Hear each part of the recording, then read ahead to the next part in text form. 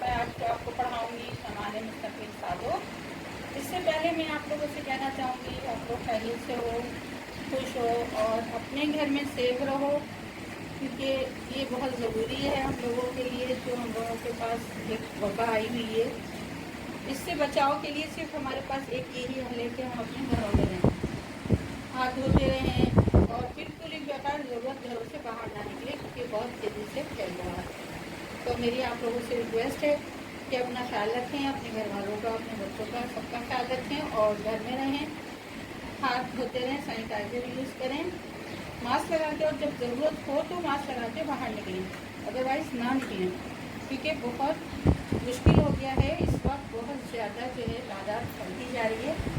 बस मुझे आपसे यही कहना है, मेरी वीडियो को देखिए, लाइक कीजिए, शेयर कीजिए और बेल आइकन का बटन दबाना ना भूलिए, ताकि हमारी वीडियो आगे तक पहुंच सके। अब हम शुरू करते हैं अपना फ्यूचर सिंपल टेंस यानी ज़माने मुस्तक़बिल सादो। जिस तरीके से आप लोगों ने पिछले टेंसेस पढ़े हैं, ज़माने हाल, ज़माने माज़ी, अब हम आते हैं ज़माने मुस्तक़बिल पर। सिंपल टेंस है हमारा। हिन ज़मान में असां अहिड़े वक्त जी ॻाल्हि कंदा आहियूं। इस ज़माने में हम ऐसे वक्त की बात करते हैं जेको ईंदड़ वक्त में हलियो रहियो हुजे, जो कि आने वाले वक्त में चलता रहा हो, चल रहा हो। दोबारा देखिए, हिन ज़मान में असां अहिड़े वक्त जी ॻाल्हि कंदा आहियूं। इस ज़माने में हम ऐसे वक्त की बात करते हैं जेको ईंदड़ वक्त में, जो कि आने वाले वक्त में हलियो रहियो हुजे, चल रहा हो।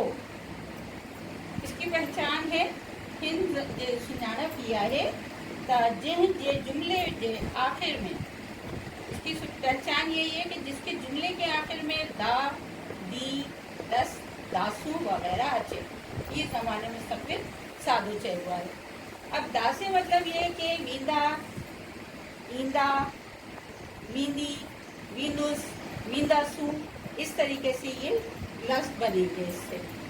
ठीक है, आऊँगा, जाऊँगा, खाऊँगा, पीऊँगा, इस तरीके से हमें आता हूँ, जाता हूँ, हम लोगों ने पहले उसमें पढ़ा। अब हम ये गा, दी, गे के जुमले इसमें आएंगे। तो हम चलते हैं अपने हाकारा जुमले की तरफ, यानी अफर्मेटिव सेंटेंस, जिसमें कोई नाकारा जुमला नहीं होता, कोई सवालिया जुमला नहीं होता, इसमें ये सादे जुमले होते हैं। तो है स्कूल वींदा। वींदा यहाँ आया, अगर यहाँ वींदो आता तो वो एक शख्स के लिए थे, ये जमा के लिए। वह स्कूल वींदा, वो स्कूल जाएंगे। आऊं फुटबॉल खेलूंदुस, मैं फुटबॉल खेलूंगा। असां पिकनिक ते वींदे, हम पिकनिक पर जाएंगे। तू हैदराबाद वींदो, तुम हैदराबाद जाओगे। हुआ कॉलेज 9 बजे वींदी, वो कॉलेज 9 बजे जाएगी। वींदी जाएगी, वींदो जाएगा, वींदा जाएंगे, खेलूंगा खेलूंगा। इस तरीके से ये जुमले हमारे पास ज़माने मुस्तक़बिल सादों में आएंगे, क्योंकि ये आने वाले वक्त को हमें बता रहा है कि मैं ये काम करूँगा। आपने देखा, वह स्कूल वींदा, वो स्कूल जाएंगे। आऊं फुटबॉल खेलूंदुस, मैं फुटबॉल खेलूंगा। असां पिकनिक ते वेंदुस, हम पिकनिक पर जाएंगे। तू हैदराबाद वींदो, तुम हैदराबाद जाओगे। हुआ कॉलेज 9 बजे वींदी, वो कॉलेज 9 बजे जाएगी। अब हम इसके आगे चलते हैं नाकारे जुमले की तरफ, यानी नेगेटिव जुमला हम इसको बनाते हैं, जिसमें हम ना का इस्तेमाल करेंगे।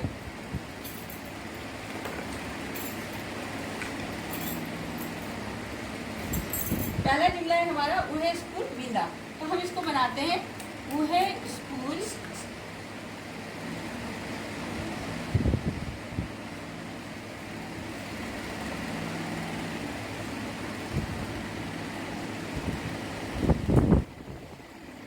कोना वींदा, वो स्कूल नहीं जाएंगे। हम किसी लफ्ज़ में ना का इस्तेमाल करते हैं तो किसी जुमले में कोना भी आता, उसके मायने भी नहीं के लिए हैं। आऊं फुटबॉल खेलूंदुस,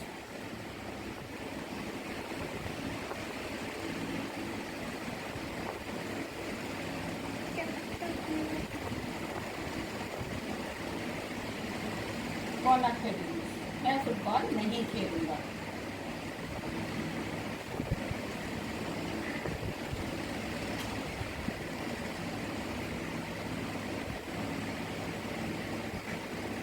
असां पिकनिक ते कोन वेंदा।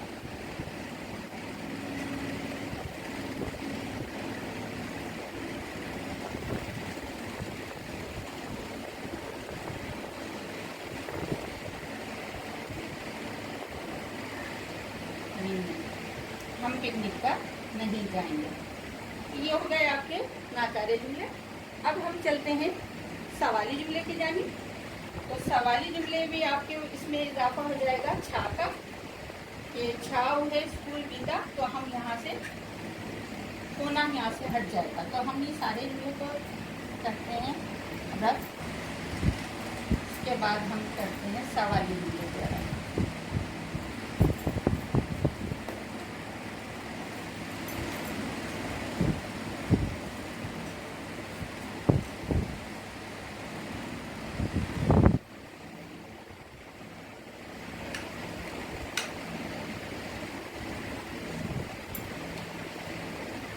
सवाली जुमला है छा मुझे स्कूल मिलता, क्या वो स्कूल जाएंगे? ये हमारा सवाली जुमला बन गया। छा सा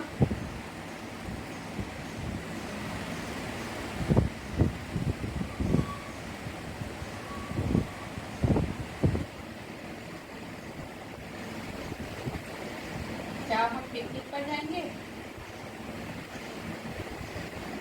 ठीक है, ये हो गया सवाली जुमला। छा तुम हैदराबाद में, तो क्या तुम हैदराबाद जाओगे? इस तरीके से हर जुमले में हम छा का इस्तेमाल करेंगे, तो ये हमारे सवाली जुमले बन जाएंगे। अब हम आते हैं सवाली नाकारे जुमले की तरफ, यानी इंट्रोगेटिव नेगेटिव जुमले की तरफ।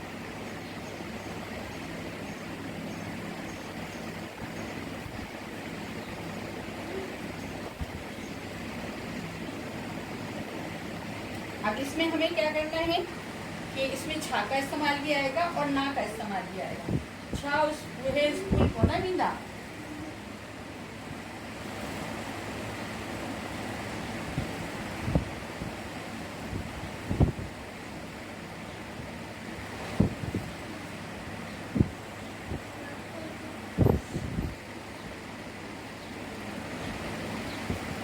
इसमें आ गया क्वेश्चन मार्क। क्या वो स्कूल नहीं जाएंगे?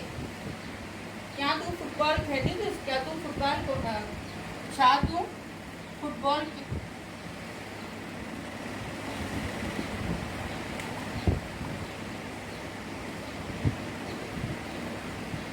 कौन खेलूंगे?